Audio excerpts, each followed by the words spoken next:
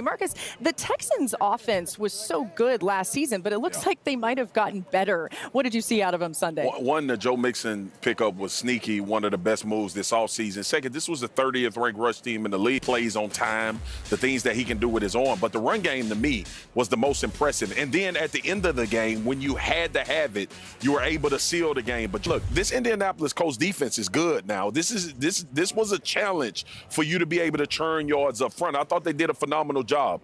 But, oh, my God, if the Texans can run the football with what they can do in the pass game this year and be consistent with it, and the way that they were able to generate pressure on the quarterback yesterday defensively, we may be talking about a team in the AFC Championship.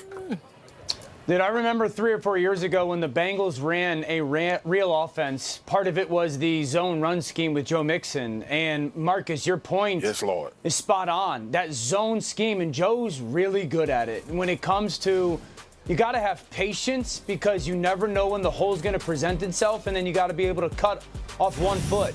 You got to press the outside leg of the tackle and then believe that the backside is going to collapse. And when the hole presents itself, put your foot in the ground. See how he gets in between those two offensive linemen? That's a skill set from these backs. You saw it out of bunch. Here's another one out of motion. Now, so often backs cut back and they cut all the way back and almost run themselves into blockers. Again, Joe's patience to wait for it, and then the seam presents itself, and obviously a physical finish at the very end. So those sides zone it well, and I love the fact that they can, Houston, still running out of the gun, lead blockers out front. So often in the outside zone, the football in their zone scheme like this, one of the best play-action passing offenses in football last year, I think it'll be almost impossible to stop this year.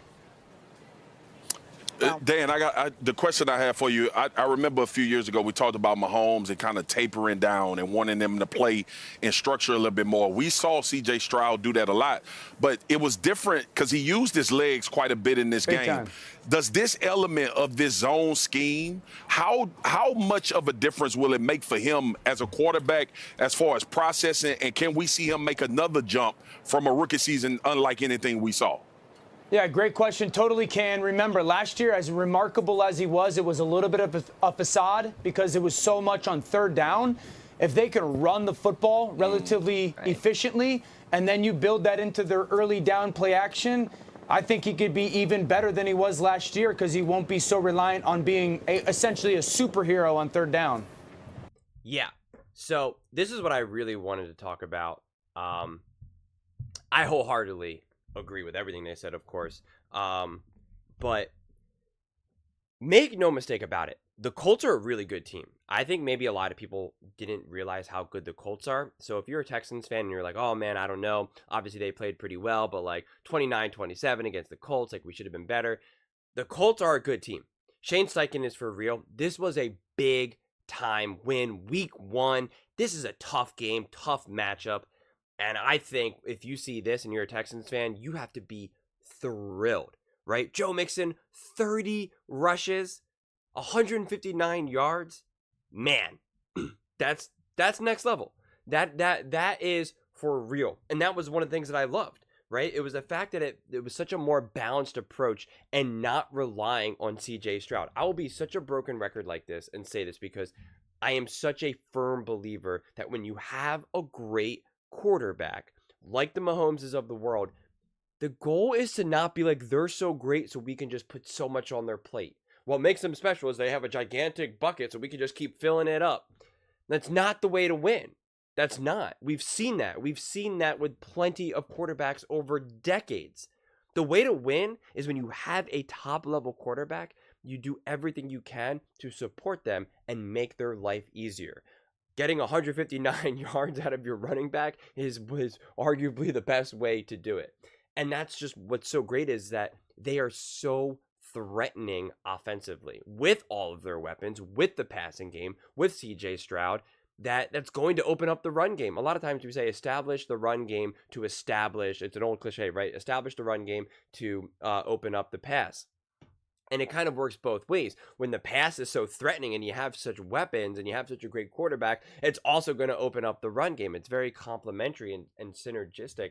And so I just love the balanced approach. That to me is also the brilliance of their coordinator, Bobby Slowick, and I just think that is going to go such a long way. And as kind of Orlovsky was kind of implying, saying that it's just going to be, unstoppable, indefensible. And it just, when a team can have that many weapons and can be that dynamic offensively, it's pretty exciting.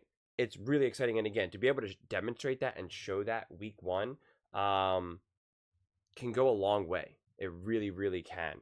I just think that the Texans, they're in a good place to get some momentum really early on the season, right? This could have been a game that they could have lost, right? It's just the way the NFL works. It is a game that could have went the other way and they could have lost, and then they could be down 0-1. But now instead, they're going to play the Bears. The Bears did not look good the other day, and now you should be able to start the season off 2-0, right? Like, just building that momentum, making things easier for you, building that, you have a bunch of new pieces, have them feeling good, like Diggs, like Mixon, right? It just builds up that rapport in the locker room, that energy, the excitement, because there's a lot of excitement in the Texans locker room. They believe that they can win a Super Bowl this year. I know it. That's why they made the decisions that they've made, right? That's why they drafted who they drafted and acquired who they acquired. They believe that they absolutely can win a Super Bowl this year. When you start off with a win like this, it just reinforces we got this, right? If you lose, and again, it's week one. Lots of teams lose week one and still go on, right? The Kansas City Chiefs losing week one, boom. But they've already been there before. They already know what it's like. When you're a younger team and you're a team that you kind of have to convince yourself, and once you convince yourself, you have to do everything you can to maintain that conviction, starting off strong matters. And now everyone is going to start to slowly buy in, because now coaches get to say, see, this is what I told you. I told you if you just do X, Y, and Z, we're going to get the outcome we want. Rather than saying, guys, I know I told you if we do X, Y, and Z, it didn't work out that way, but we still did it right. We still had the right approach. Our execution was just a little off, right? Like, you don't have to do that. You don't have to explain it away. So I think you can just really build some great momentum, some trust, confidence.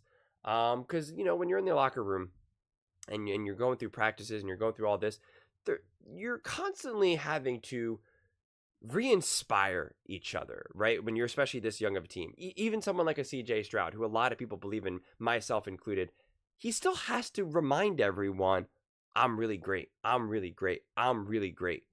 Right? Because you have to reinforce that trust, re-inspire it. Right? It's kind of like 50 First Dates in a lot of ways, where it's just like you kind of hit the reset button until you are truly established, like, say, a Patrick Mahomes. But then make no mistake about it, Patrick Mahomes has 4 or 5 bad games in a row. People will start to say, has he lost it? Is everything okay with him? Is he injured? Is there something wrong with his shoulder? Is his knees wrong? Why does he not move around the pocket as easy, right? Like, it really is. You're only as good as your last envelope. So, like, you have to keep re-inspiring, retelling everyone who you are. And when you're a young team with true Super Bowl aspirations, when you haven't achieved it yet, starting off strong goes a long way. And so I think a hard-fought win like this really works both ways, because there's obviously things that they can work on, but they come away with the win. And, one of my favorite sayings is really, or I shouldn't say sayings, but it's great feeling to have when you win, but you still have things to work on. That sets up a great practice, right? A lot of times, if you win, but you play great, then it's a little bit harder to kind of get some of that motivation in practice. But if you win and you kind of get away with some bad things, it's on film. You get to look at it. You say, hey, we got away with this. We got to clean this up. It just makes for a much more productive practice, a much more productive week. Listen, just because the Bears didn't look too great doesn't mean that they're going to be garbage and you can sleep on them, because I think someone like a Caleb Williams will always be in a position to surprise you, whether he's a rookie or a 10-year veteran. When you have a dynamic quarterback like that, there can always be a question mark, as they saw with AR, right? They experienced it firsthand with AR right there, with some insane throws. I mean, some of the most extraordinary throws I think I've ever seen in my entire life. I mean, just insane. But you can see what it's like when you have a team that is too reliant on a big play like that, right? You take away that throw, which is not hard to imagine that throw doesn't go as planned, and the game completely changes. That's why I love to see how balanced the Texans are. I want to see the Texans moving forward with some better offense, to see what their defense looks like against different offenses, because again, AR is and Shane Steichen, brilliant. They're a very specific offense with a super genius offensive head coach who I'm a massive fan of, and so I'm curious to see. It'll be interesting if we can get too much from the Bears. I don't think we can necessarily unless Caleb really starts to tie things together, but I still think it's going to take a few weeks to kind of see what the Texans defense looks like. Not to say that I think it's going to be bad. I just think I wouldn't just jump to any strong conclusions, which I feel that way about a lot of teams. You can't draw too strong of conclusions. Week 1, you're only playing one opponent. It's a specific opponent, and so you just need more information. But if you don't watch that game, if you're a Texans fan and you're not incredibly excited, incredibly optimistic, and thinking, okay, we can do this, because they're saying, oh, they can get to the AFC Championship game, and I'm like, no, they could get and win to a Super Bowl, right? Because if they can find their way to the Super Bowl, I'm not going to say, oh, well, they can't beat the 49ers. Oh, well, they can't beat the Eagles. Oh, well, they can't beat the Lions. No, it's going to be a hard-fought game, and it'll be intense, and it'll come down to the wire. But I'm not like, they just don't have enough firepower. Like, hey, it was a great run, but, like, it's going to be tough. Or, oh, you know what? They go against the Chiefs. They're not going to be able to beat the Chiefs in the AFC Championship game. No. They continue to do this. They continue with this momentum. CJ Stroud shows his mobility and his ability to move around in the pocket and use his legs. Oh, my God. Texans are for real. They are 100% as advertised. I don't mean to get too hyped on week 1, but at the same time, it's hard not to. But those are just my thoughts. I would absolutely love to hear yours. What did you guys all think about the Houston Texans week 1 victory against the Colts? Let me know in the comments below. I read every single comment, so whether you agree with me or disagree with me, either way, let's get in some discussions, let's get in some fights, but ultimately, let's just have some fun. And please do consider subscribing. We are building an amazing community here, and I would absolutely love to see you part of it. I want to build something that we all genuinely feel connected to, something that we're really excited to be part of. I think we're well on our way to doing it. And please don't forget to give this video a thumbs up, as it really does help with the visibility and the algorithm. Thank you so much, and see you next time.